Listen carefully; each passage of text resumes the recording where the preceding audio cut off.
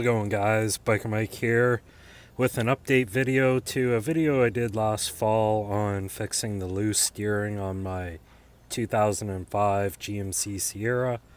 So I ended up replacing the lower intermediate steering shaft. There's a link down in the description if you want to get this part. And it really cleaned up the loose, sloppy steering in my truck. It's a lot more positive feel going down the road. The truck doesn't wander, and you can just correct the little steering inputs without having all that slop in the steering. And all that slop was down here in the joint of the shaft, and you can check out the other video if you want to see how loose and worn out the old one was. But you can see how it all kind of just moves together just the way it's supposed to without all the slop down there in the U-joint. So yeah, just a little update there.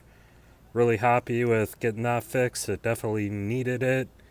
If your steering wheel is really sloppy, it just feels kind of like you don't have a lot of control going down the highway. Have a look at that joint on the steering shaft and go ahead and get a new one if it's worn out. So thanks for watching my video. If you like the video, don't forget to subscribe and check out that link down in the description if you need to get the part.